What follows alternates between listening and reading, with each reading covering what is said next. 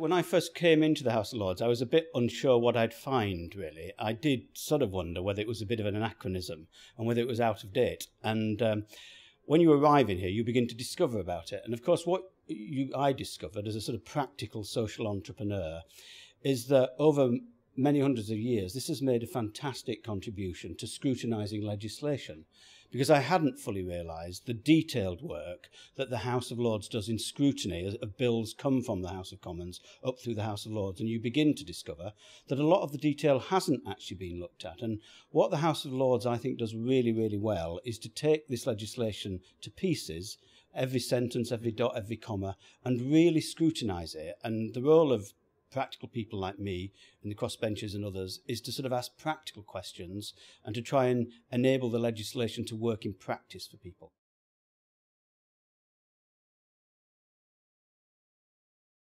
I just love sometimes sitting in these debates, actually, in things I know nothing about. I often think the House of Lords is a bit like a living newspaper, but probably some of the most informed people in the country who've, worked in science or whatever it is, and sharing their insights, often on things I know nothing about. But what it's great at is the devil in the detail and really drilling into subjects and opening that box for people in a very proper way. And you hear every aspect of a subject, which I personally find really fascinating, because sometimes in the media, if I'm honest, you don't get the real incisive picture of all the complicated detail of a subject. And in the House of Lords, sometimes there are really great debates where that all comes out, every aspect of it, really. And it's very impressive and interesting to watch and take part in sometimes, in subjects I may know something about.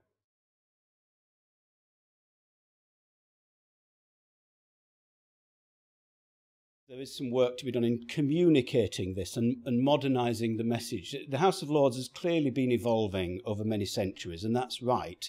And we're in a new place now as a country, and things are changing. And the House of Lords itself has to communicate a message of why and how it is relevant to this modern age in which we now live. Obviously, I'm now prejudiced because I'm a member, but all I can say is that I came in here with a very open mind, and I'm fairly convinced that the House of Lords has quite a major role to play as we move forward. Yes, there's some slight amendments and adjustments and evolution need to happen. That's very normal. But I think it has a pretty important place to play to really get hold of the detail with people. And it's a bit like the health debate, which I took part in the second reading last week, actually. Lots of emails, lots of letters from very concerned people.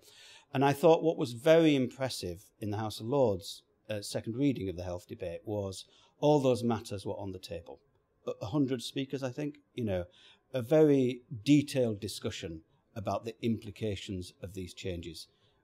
People just pausing, considering, and thinking through the detail, which I thought was a really impressive thing to listen to, actually.